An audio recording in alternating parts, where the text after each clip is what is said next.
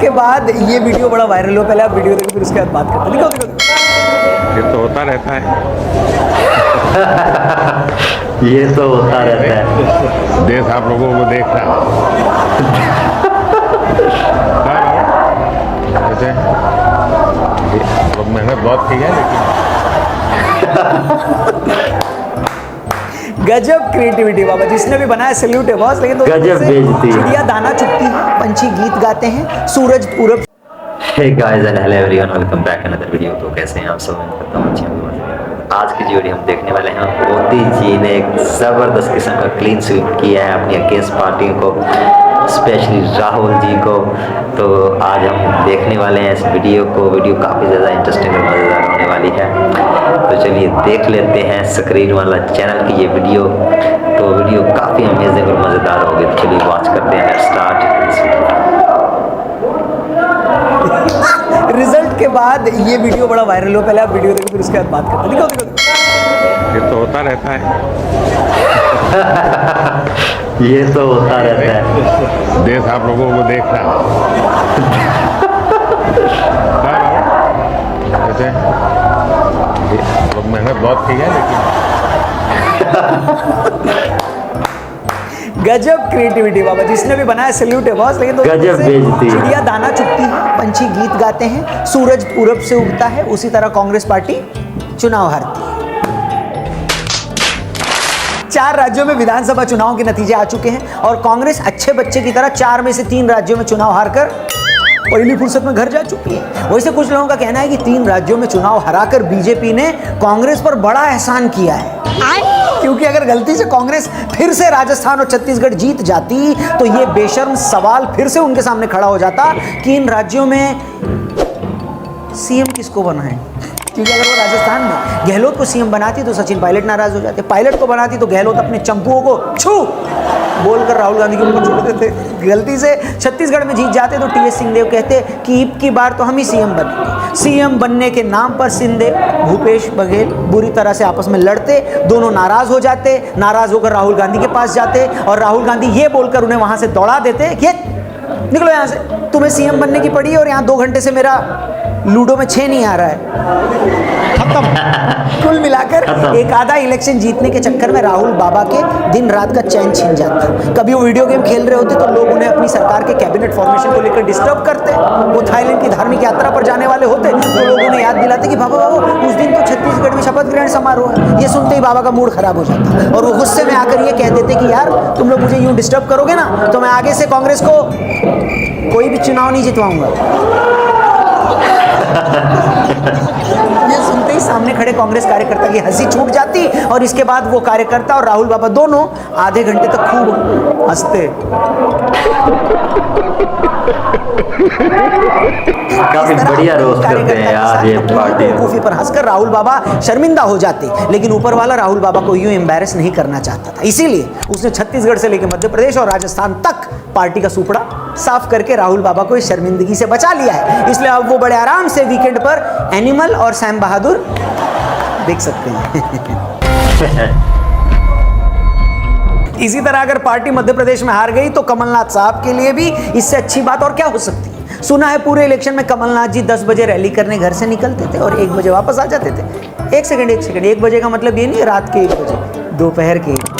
मतलब इतने अधूरे मन से सरकारी बाबू अपनी नौकरी भी नहीं करता जितने अधूरे मन से कमलनाथ जी एमपी के सीएम पद का इलेक्शन लड़ रहे हैं। मगर अब पार्टी अगर हार गई है तो बड़े आराम से दिन भर घर पर बैठकर मक्खियां और झक दोनों मार सकते हैं। ऊपर वाले की मेहर ऐसी है कि पिछली बार की तरह वो सरकार बनाने के आसपास भी नहीं आए हैं। सोच कर देखिए जरा, अगर फिर से कांग्रेस की 110-11 सीटें आ जाती तो उन्हें फिर से 2-4 निर्दलियों को फोन लगाकर उनका समर्थन मांगना पड़ता है कि नहीं। अब कमलनाथ जी जैसे इतने बड़े बिजनेसमैन और पार्ट टाइम नेता को क्या यह शोभा देता है कि वो ऐरे गहरे विधायकों को फोन लगाकर उनसे समर्थन मांगे? बिल्कुल नहीं देता। जैसे तैसे अगर समर्थन मिल भी जाता तो क्या अच्छा लगता कि हर रोज उन पर नजर रखो कि कहीं वो पार्टी छोड़कर निकल न जाए। ऊपर वाला ना अच्छे लोगों को किसी गलत काम में उलझाता ही नहीं है। देखो, इसीलिए उसने राजस्थान, मध्य प्रदेश और छत्तीसगढ़ में कांग्रेस को इतने विधायक भी नहीं दिए कि वो सरकार बनाने के आसपास भी आ पाए। उसने कहीं भी, थैंक यू भगवान ने कहीं भी ऐसी सिचुएशन क्रिएट नहीं करी कि कांग्रेस को अपने विधायकों को किसी रिजॉर्ट में छिपाना पड़े। Very good, thank you.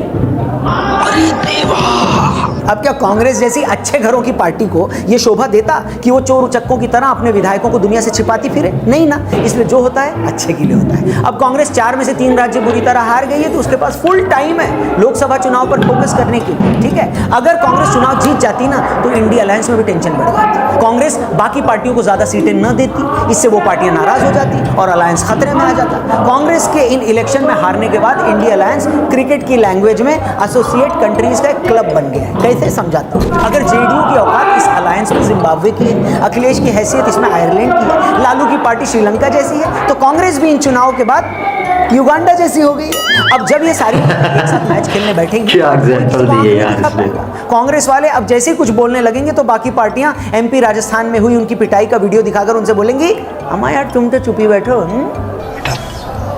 तुमसे ना हो पाएगा। वैसे भी ये कहा जाता है कि दोस्ती और दुश्मनी बराबर वालों के बीच होती है। तो ये विधानसभा चुनाव हार कर अब कांग्रेस की औकात भी एक रीजनल पार्टी से ज्यादा तो रह नहीं गई है, इसलिए वो भी अब इंडिया अलायंस में ज्यादा फुदक नहीं पाएगी। इसलिए बाकी पार्टनर्स के लिए अच्छी खबर है, नहीं आगे बढ़ते हैं।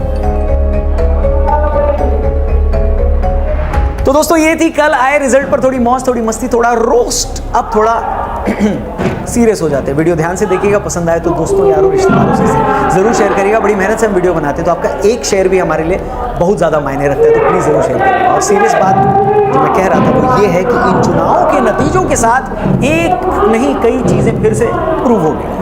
पहली बात यह कि पिछले 10 साल में 110वीं बार ये प्रूव हो गया है कि नरेंद्र मोदी आज़ाद हिंदुस्तान के सबसे बड़े नेता हैं। एक ऐसा नेता जो खुद कितने चुनाव, ये बात तो है यार, वो खुद कितनी बार, लोग इनको नेक्स्ट प्राइम मिनिस्टर देखना चाहते हैं, वो कितनी बार अभी और पीएम बनेंगे इसकी भी काउंटिंग नहीं है। आप तो ये देखो कि सिर्फ मोदी के चेहरे और नाम पर बीजेपी पिछले 10 सालों में कितने इलेक्शन जीत चुकी है। इन्हीं चुनावों को ले लो। 4-5 महीने पहले तक लग रहा था कि बीजेपी शायद इस बार मध्य प्रदेश में अपना किला न बचा पाए, चुनाव जीतना बड़ा मुश्किल हो जाएगा ऐसा लग रहा था। राजस्थान में भी बीजेपी वसुंधरा के चेहरे पर चुनाव लड़ने को तैयार नहीं थी। आखिरकार इन तीनों हिंदी राज्यों में मोदी के चेहरे पर चुनाव लड़ा गया।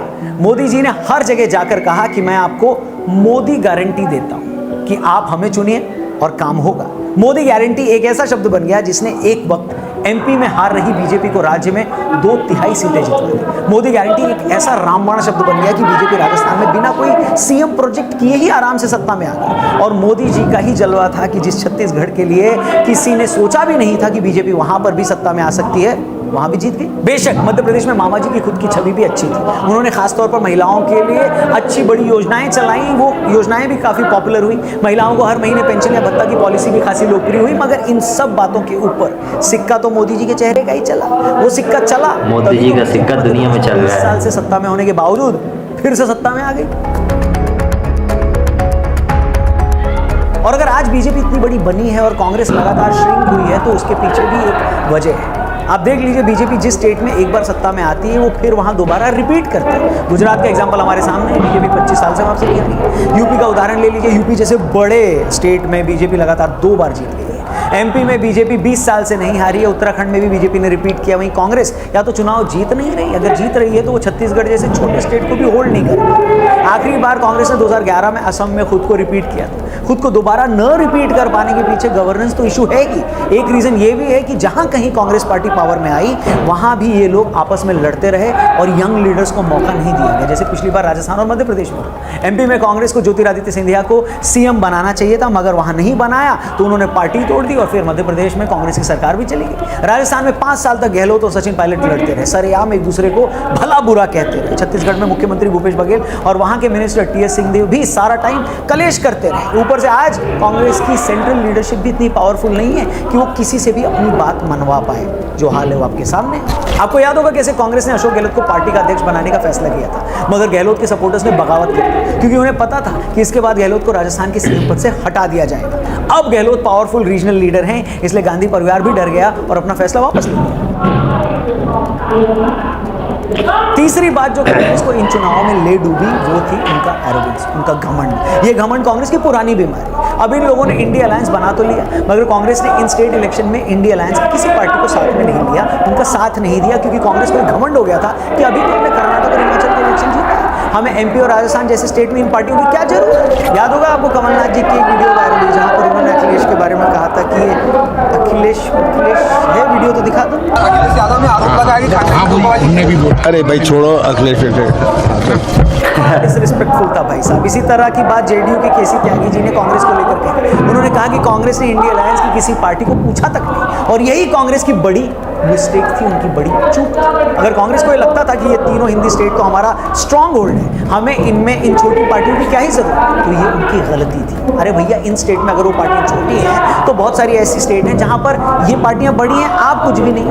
अगर इन स्टेट में इन पार्टियों को थोड़ा भी स्टेक नहीं दोगे तो ये उम्मीद कैसे करोगे कि ये पार्टियां कल को अपने स्टेट में आपके लिए कुछ सीटें छोड़ देंगी? बताइए। कांग्रेस का यही एरोगेंट एटीट्यूड था जिसके चलते इन इलेक्शन में इंडिया अलायंस कहीं दिखाई नहीं दिया, और उसका असर भी दिखाई दिया।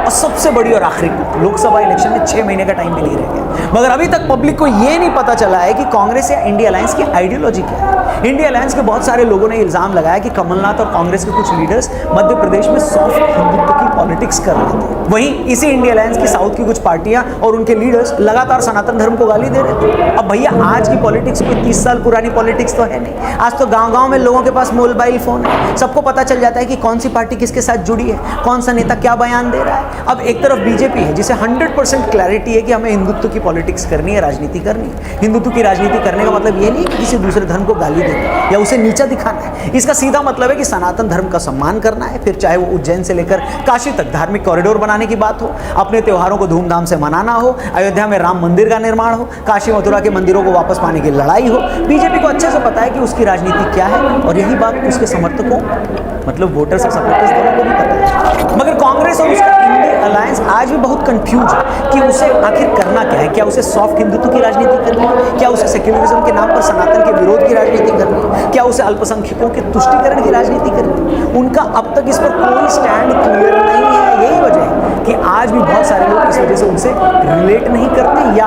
कुछ हद तक उनसे दूरी बना कर रखते हैं। मगर ऐसा लगता नहीं कि ये लोग जल्दी अपनी इस आइडियोलॉजिकल कंफ्यूजन को दूर कर पाएंगे, क्योंकि एक तरफ बीजेपी के पास मजबूत वर्ल्ड लीडर है, एक क्लियर आइडियोलॉजी है, संघ के तौर पर मजबूत वैचारिक संगठन है, अपने खुद के लाखों कार्यकर्ताओं की फौज है, और दूसरी तरफ कांग्रेस और इंडिया अलायंस जिसमें नेता कौन है पता ही नहीं है, आइडियोलॉजी क्या है किसी को मालूम ही नहीं है, वो चाहते क्या है किसी को खबर ही नहीं है। यही कारण है कि 2024 का इलेक्शन और उसके नतीजे बीजेपी के लिए अब तक की सबसे बड़ी जीत लाते दिखाई दे रहे हैं। और कांग्रेस अब भी इतनी कंफ्यूज है जैसे बैटिंग विकेट पर ओस से भीगी गेंद फेंकता बॉलर, जिसे मालूम ही नहीं कि अगली बॉल फेंकनी कहां पर है, बस ओवर खत्म होने का इंतजार कर रहा है वो बॉलर। मगर कांग्रेस की बदनसीबी ये है कि राजनीति में कोई ओवर आखिरी ओवर नहीं होता, और कोई चुनाव सीरीज का आखिरी मैच भी नहीं होता।